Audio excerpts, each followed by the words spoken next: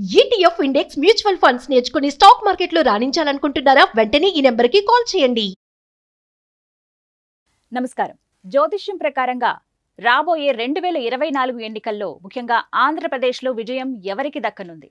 మళ్ళీ జగన్మోహన్ రెడ్డే ముఖ్యమంత్రి అవుతారా, లేక చంద్రబాబు నాయుడు సీఎం అవుతారా? వీరిరువురూ కాకుండా తన చరిష్మాతో పవన్ కళ్యాణ్ ముఖ్యమంత్రి అవుతారా? మొత్తంగా ఆంధ్రప్రదేశ్ ఎన్నికలు 2024లో ఎలా ఉండబోతున్నాయి? దీనిపై వివరించేందుకు ప్రస్తుతం మనతో పాటు ఉన్నారు ప్రముఖ జ్యోతిష్యులు బ్రహ్మశ్రీ నందిపట్ల శ్రీహరి శర్మ గారు. వారితో మాట్లాడి మరిన్ని విషయాలు తెలుసుకుందాం. నమస్కారం గురువు గారు. వాగర్థావివ సంపృక్తౌ వాగర్థ ప్రతిపత్తయే జగతః పితరౌ వందే పార్వతీ పరమేశ్వరౌ. సదాశివసమారంభాం శంకరాచార్య మధ్యమాం అస్మదాచార్య పర్యంతం వందే గురు పరంపరాం. ఆదిత్యాయ చ సోమాయ మంగళాయ బుధాయ చ గురుశుక్ర శనిభ్యశ్చ రాహవే కేతవే నమః. శృంగేరి జగద్గురు పీఠాధిపతులు శ్రీ శ్రీ శ్రీ భారతీ తీర్థ మహాస్వాముల వారికి, శ్రీ శ్రీ శ్రీ విధుశేఖర భారతీ తీర్థ మహాస్వాముల వారికి, కంచి కామకోటి పీఠాధిపతులు శ్రీ శ్రీ శ్రీ విజేంద్ర సరస్వతి మహాస్వాముల వారికి ప్రణామములు తెలియజేసుకుంటూ కార్యక్రమాన్ని ప్రారంభిద్దాం. గురుగారు, చాలా అంశాలు, అటు వ్యక్తిగత జాతకాలు కావచ్చు, 10 మందికి స్ఫూర్తినిచ్చే వారి జాతకాలు కావచ్చు, రాష్ట్రాల పరంగా ఇలా మనం చాలా రకాల జాతకాల గురించి మనం మాట్లాడుకున్నాం. ఇందులో భాగంగా ఇప్పుడు ఆంధ్రప్రదేశ్కి సంబంధించి ఇప్పుడు జ్యోతిష్యం ప్రకారంగా చూసుకుంటే రానున్న 2024 ఎన్నికల్లో ఏ పార్టీకి విజయం దక్కే అవకాశం ఉంది అంటారు, ఏపీలో ప్రత్యేకించి? వీక్షించేటువంటి ప్రేక్షకులకు కూడా సవినయంగా ఒక మాట మీకు తెలియచేయదలుచుకున్నాను. ఇప్పుడు చేసేటువంటి కార్యక్రమానికి సంబంధించినటువంటి ఏదైనప్పటికీ కూడా అది నా వ్యక్తిగతమైనటువంటి అభిప్రాయము కాదు. అంతేకాకుండా ఒకరిని పొగిడి ఒకరిని కించపరిచే విధంగా చేసేటువంటిది ప్రోగ్రాం కానే కాదు. శాస్త్రం ప్రకారం ఏం తెలియచేయబడుతుందో దాన్ని సవివరంగా నాకున్నటువంటి జ్ఞానాన్ని, జ్యోతిషపరంగా ఉన్నటువంటి దాన్ని జోడించి తెలియచేస్తున్నటువంటి విషయాలే తప్ప ఏ పార్టీకి చెందిన వ్యక్తిని కాదు, ఏ పార్టీకి సంబంధించినటువంటి వ్యక్తిని కాదు. అది గుర్తుపెట్టుకోండి వీక్షించేటువంటి ప్రేక్షకులు కూడా. ఈ చెప్పేటువంటి విషయాల పట్ల ఎవరి అయినా మనోభావాలు గనక నొచ్చుకున్నట్లయితే అన్యదా భావించకుండా క్షమించే ప్రయత్నం చేయండి. ఇక జాతకరీత్యా, ఎందుకనంటే ఇంతకుముందు సంబంధించినటువంటి ఈ మీడియా ప్రసారంగంలోనే 2014 సంవత్సరం మార్చి 31వ తారీఖు రోజున ఒక లీడింగ్ ఛానల్లో ఉండగా నాగఫణి శర్మ గారు, నాగనాథ్ గారు, ప్రసాద్ నాయుడు గారు, నేను వీళ్ళందరూ కూడా డిబేట్లో కూర్చొని ఉన్నప్పుడు అప్పుడే తెలంగాణ, ఆంధ్రప్రదేశ్ రాష్ట్రం విడిపోవడం జరిగింది. ఆ జరిగిన సందర్భంగా ఇంకా ఏ శాసనసభ కూడాను ప్రారంభం కాలేదు. ఉగాది పండుగను అనుసరించుకొని రాజకీయ పంచాంగం అనేటువంటి యొక్క శీర్షికతో ఒక ప్రోగ్రాం చేయడం జరిగింది. అందున 2014 సంవత్సరంలో ఎన్నికలు వస్తున్నాయి కాబట్టి ఏ పార్టీ వారు గెలుస్తారు, తెలంగాణలో ఎక్కడ ఎవరుంటారు, ఆంధ్రాలో ఎవరు గెలుస్తారు అనేటువంటి విషయాలన్నీ కూడాను చాలా కూలంకషంగా ఆ సమయానికి ఉన్నటువంటి, అనగా భారతదేశంలో ఎవరు వస్తారు, ఆ సమయానికి ఉన్నటువంటి ప్రఖ్యాతమైనటువంటి లీడర్లు, వారి జాతక విశ్లేషణ అనేటువంటిది ఒక డిబేట్ కార్యక్రమంలో చేయడం జరిగింది. అందులో భాగంగా కేంద్రంలో 2014లో బీజేపీ నరేంద్ర మోడీ గారి జాతకాన్ని అనుసరించి వస్తుంది, అందులో ఏం సందేహం లేదని చెప్పడం జరిగింది. అంతేకాకుండా ఇక్కడ తెలంగాణలో కేసీఆర్ గారు వస్తారు, వచ్చిన వ్యూహాత్మక భాగస్వామ్యం ఒక పార్టీతో పెట్టుకుంటారు అనేటువంటి విషయం చెప్పడం జరిగింది. ఇక ఆంధ్ర విషయానికి వచ్చినప్పుడు ఆంధ్రప్రదేశ్లో చంద్రబాబు నాయుడు గారు గెలుస్తారు అని చెప్పడం జరిగింది. వెంబడే అక్కడ ఉన్నటువంటి సీనియర్ జర్నలిస్టు నీల్సన్ సర్వే కావచ్చు, ఎన్డీటీవీ సర్వే కావచ్చు, ఇలా అనేక రకాలైనటువంటి ఏ సర్వే చూసినా జగన్ గారే ముఖ్యమంత్రి అవుతారు, ప్రప్రథమ ముఖ్యమంత్రి, మీరేమో చంద్రబాబు గారు అవుతున్నారు అని చెప్పి ఘంటాపదంగా చెబుతున్నారు. అసలు దానికి గల కారణం ఏంటి అంటే, జ్యోతిష్యం ప్రకారం శాస్త్రాన్ని అనుసరించి అనాలిసిస్ చెప్పినప్పుడు ఆ యొక్క చంద్రబాబు గారి జాతకం ఆ సమయానికి 2014 సంవత్సరంలో ఎన్నికలు జరిగే సమయానికి జాతకం చక్కగా ఉంది. అనగా జాతకరీత్యా వారికి అప్పుడు శని మహర్దశ జరుగుతుంది, శనిలో శని యొక్క అంతర్దశ జరుగుతుంది. వారి జాతకంలో శని వక్రీకరించి షష్టమ స్థానంలో ఉండడం, అలాగే శనిలో శని సక్సెస్ సంబంధించినటువంటి కాబట్టి ఆ శనిలో శని ఉండగానే వారు ముఖ్యమంత్రి అయ్యారని చెప్పడం జరిగింది. అనగానే ఇంకొక విషయం కూడా తెలియచేయడం జరిగింది. జగన్ గారి జాతకరీత్యా 2014 సంవత్సరంలో ఊరట కలిగించే ఫలితాలు వస్తాయి, కానీ 2019 సంవత్సరంలో వారు గట్టి ముద్ర వేస్తారు అని చెప్పడంలో ఏమాత్రం సందేహం లేదని ఆనాడే 2014 సంవత్సరంలోనే ఘంటాపదంగా చెప్పడం జరిగింది. అందుకు తగ్గట్టుగానే 62-63 సీట్లు ఊరట కలిగించే ఫలితాలు వచ్చాయి. మరీ తక్కువ కాకుండా ఊరట కలిగించే ఫలితాలు వచ్చాయి. గట్టి ముద్ర వేస్తారు అని చెప్పి ఒక మాట, గట్టి ముద్ర అనేది ఒక పదం వాడాం. అంటే 2019 సంవత్సరం జరిగిన ఎన్నికల్లో జగన్ గారు 151 సీట్లు గెలుచుకున్నారు. అది గట్టి ముద్రే కదండి. ఇక ఇప్పుడు నేను చెప్పబోయేటువంటి విషయాలు కూడా ఎవరు కూడా కించపరచుకోకూడదండి. చెప్పిన విషయం పట్ల ఒక పార్టీ వాళ్ళు ఆనందం, ఇంకొక పార్టీ వాళ్ళు బాధ, తద్వారా సంబంధించినటువంటి వ్యక్తిగతమైనటువంటి ఆరోపణలకి తావివ్వకుండా మీరు నడుస్తారని చెప్పవచ్చు. ఎందుకనంటే ఈ చెప్పేటువంటి విషయాలు కేవలం జ్యోతిష్య పరిజ్ఞానానికి సంబంధించినవే తప్ప ఎవరి వ్యక్తిగతంగా ఎవరి కూడాను ఎవరి వ్యక్తిగతమైనటువంటి మెప్పు కోసము చెప్పడం జరగట్లేదు. ఆనాడు చెప్పినటువంటి విషయం మళ్ళీ ఈ రోజున కూడా భవిష్యత్ 2024 సంవత్సరంలో ఆంధ్రప్రదేశ్లో ఎవరి జాతకం జగన్ గారు గెలుస్తారా, చరిష్మాతో పవన్ గారు ఏకీకరణ చేసుకుంటారా, లేదా మళ్ళీ పూర్వ పగ్గాలు మళ్ళీ చంద్రబాబు గారికే వస్తాయా అనేటువంటి విషయం గురించి కనుక చర్చించుకున్నట్లయితే జగన్ గారి జాతకాన్ని చూసుకుందాం. ఇక్కడ జగన్ గారి జాతకంలో జన్మ లగ్నం కన్యా లగ్నం, లగ్నాధిపతి బుధుడు తృతీయ స్థానంలో ఉపచయ స్థానంలో స్థితి పొంది ఉండి ఇక్కడ ధన భాగ్యాధిపతి యోగకారకుడైనటువంటి శుక్రుడితో కలిసి ఉండడం, అలాగే ఈ శుక్రబుధులు ఇద్దరు కూడా యోగాన్ని కలిగించేటువంటిదే. తర్వాత గురువు రవి రాహుల యొక్క కలయిక చతుర్థ స్థానంలో, తద్వారా ఇక్కడ నవమ స్థానంలో శని, అలాగే చంద్రకేతులు దశమ స్థానంలో. ఇక పవన్ గారి జాతకం చూసుకున్న పంచమహాపురుష యోగాలలో అద్భుతమైనటువంటి ఒక యోగం ఉన్నా చాలండి. వారి జన్మించిన లగ్నం కర్కాటక లగ్నం, లగ్నంలోనే గురుచంద్రుల యొక్క కలయిక, ఇది గజకేసరి యోగం. ఇది గొప్ప యోగాన్ని కలగచేస్తుంది. ఇక్కడ దశమంలో రాహువు, అలాగే నవమంలో శని భగవానుడు రిట్రాగేషను, అలాగే పంచమంలో కుజుడు, చతుర్థంలో కేతువు, ద్వితీయంలో రవి బుధ శుక్రులు. ఇక్కడ ఈ స్థితి వీరి జాతకరీత్యా గొప్పదైనటువంటి స్థితిగా చెప్పవచ్చు. ఇక చంద్రబాబు నాయుడు గారి జాతకం చూసుకున్నా లగ్నంలోనే రవి బుధ కుజులు అద్భుతమైనటువంటి కాంబినేషన్. చాలా మెటీరియలిస్టిక్ పర్సన్, చాలా తెలివితేటలు కలిగినటువంటి వ్యక్తిగత జాతకాన్ని సూచన చేసేటువంటిది. ఇక పంచమంలో కేతువు, తర్వాత షష్టమంలో రాహువు, అలాగే నవమంలో చంద్రుడు, లాభంలో రాహువు, వ్యయంలో గురువు. ఈ ముగ్గురి జాతకాలు గనక మనం పరిశీలన చేసినట్లయితే ప్రధానంగా 2024 సంవత్సరం ఎవరి వ్యక్తిగత జాతకం గొప్పదండి. గొప్పది కాకపోతే వీళ్ళందరూ కూడా ప్రజల్లో అభిమానించే స్థాయికి వెళ్తారా? అందరూ కూడా గొప్ప మంచి వ్యవహార శైలి చంద్రబాబు గారిది, గొప్ప జాతకం జగన్ గారిది, అంతకన్నా గొప్ప చరిష్మా లాంటి జాతకం పవన్ గారి జాతకం. ఇక ఇందులో ఏమాత్రం సందేహం లేదు. కాకపోతే ఎవరి జాతకం ఎవరికి ఉపయోగపడుతుంది, ఎవరి జాతకం ద్వారా భవిష్యత్తులో 2024లో విజయాన్ని సాధిస్తారనుకుంటే జగన్ గారి జాతకం చూసుకున్నట్లయితే ప్రస్తుతం బుధ మహర్దశ జరుగుతుంది.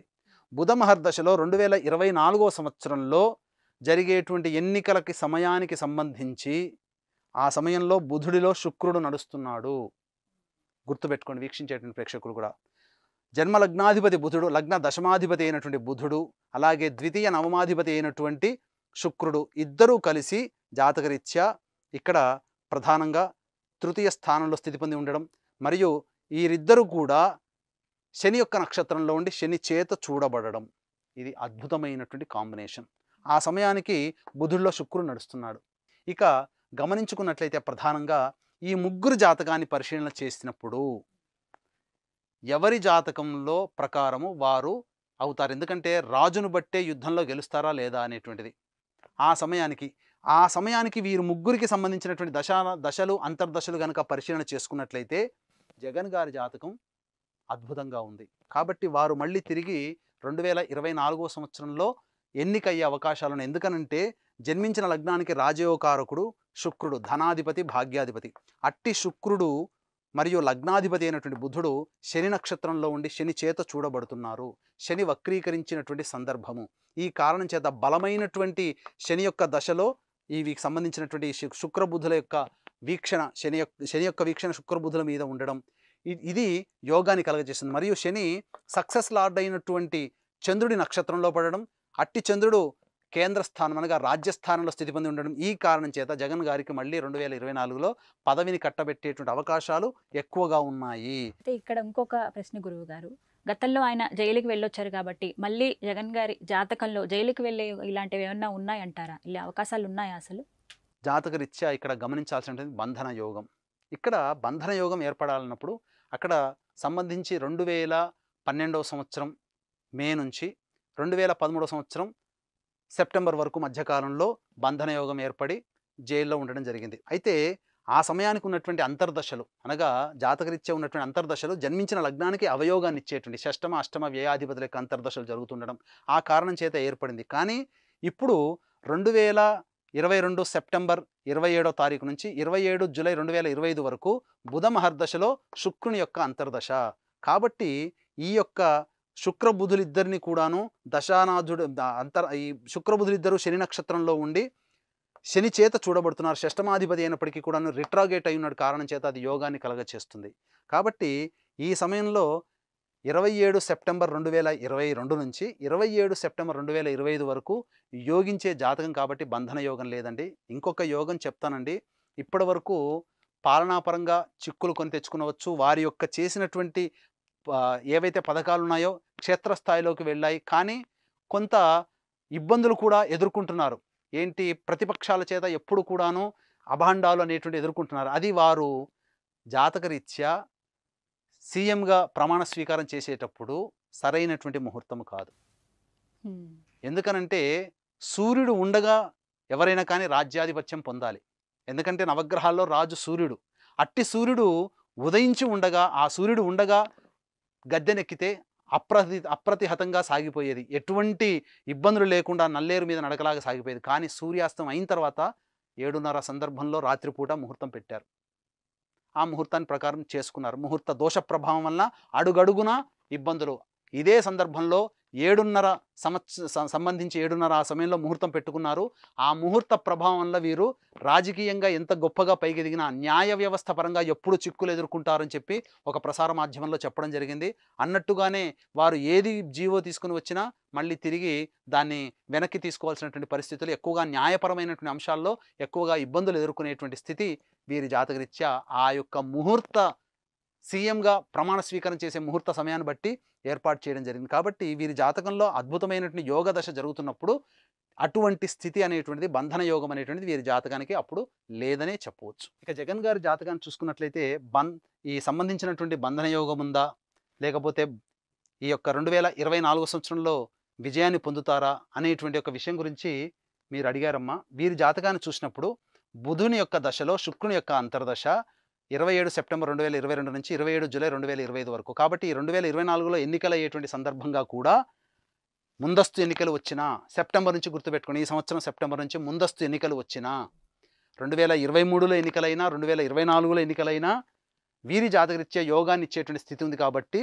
వీరు మళ్ళీ ముఖ్యమంత్రి అయ్యేటువంటి అవకాశం ఉంది. కాకపోతే ఇక్కడ ఏంటనంటే ఇప్పటి వరకు పాలనాపరంగా ఎంత గొప్ప పథకాలు అనేటువంటి తెప్పించింది. ఎందుకంటే ప్రతి ముఖ్యమంత్రి కూడా తన పదవిలో ఉండగా గొప్ప గొప్ప పథకాలు అనేటువంటివి ప్రతి ముఖ్యమంత్రి తన టర్మ్లో ఇస్తూ ఉంటుంటారు.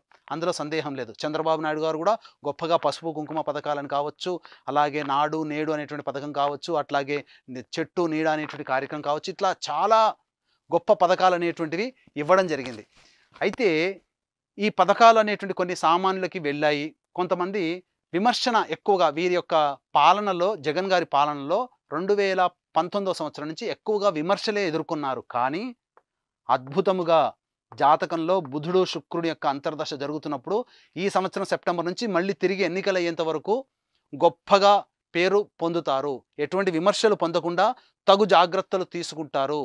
ఇక 3 రాజధానుల బిల్లు కూడా సెప్టెంబర్ నుంచి వచ్చేటువంటి అవకాశము వీరి జాతకరీత్యా ఎక్కువగా ఉంది అని చెప్పవచ్చు. కాబట్టి ఇటు 3 రాజధానుల బిల్లు కావచ్చు, అలాగే తాను సెప్టెంబర్ నుంచి ఏ పని చేసినా చాలా డిప్లొమాటిక్గా ఎటువంటి ఎదుటి వారికి చిక్కకుండా చక్కగా తను పనులను చక్కబెట్టుకొని ప్రతిపక్షాలకి కూడాను తన యొక్క సమాధానాన్ని తన పని ద్వారా తెలియచేస్తారని వీరి జాతకరీత్యా చెప్పవచ్చని చెప్పడంలో ఏమాత్రం సందేహం లేదు. సో ఓవరాల్గా ఎలక్షన్ అనగానే ఎలా ఈసారి టఫ్ ఫైట్ ఉండబోతుందా, ఎలా ఉంటుందంటారు మొత్తంగా మాట్లాడుకుంటే? ఖచ్చితంగా ముగ్గురి జాతకాలను పరిశీలన చేసినప్పుడు ముగ్గురు కూడా దిగ్ధంతులే, అందులో ఏం సందేహం లేదు. కాబట్టి టఫ్ ఫైట్ ఉంటుంది. అయితే 151 సీట్లు పొందినటువంటి జగన్ గారికి అంత కాకుండా కొద్దిగా తక్కువ అయ్యే అవకాశం ఉంది. 100 నుంచి 110 మధ్యలో వచ్చే అవకాశాలు, సీట్లు వచ్చే అవకాశాలు పవన్ గారి జాతకరీత్యా చూసినా, చంద్రబాబు నాయుడు జాతకరీత్యా చూసినా, జగన్ గారి జాతకరీత్యా చూసినా జగన్ గారికి 100 నుంచి 110 స్థానాలు వచ్చేటువంటి అవకాశాలు ఎక్కువగా ఉన్నాయని చెప్పవచ్చు. అలాగే గురుగారు జాతకాలు ఇప్పుడు చెప్పారు మీరు, అటు జగన్ గారి జాతకం కావచ్చు, చంద్రబాబు గారి జాతకం కావచ్చు. ఎప్పుడు పరస్పరం అటు పార్టీ పరంగా కావచ్చు దూషణలు అనేవి ఉంటూనే ఉంటాయి. అంటే ఒక ఫైటింగ్, ఒక రకమైన పిల్లి ఎలుకలాగా ఎప్పుడు ఏదో ఒక ఫైటింగ్ ఉంటూనే ఉంటుంది. అంటే జాతకాల పరంగా కూడా అలా ఉంటుందా?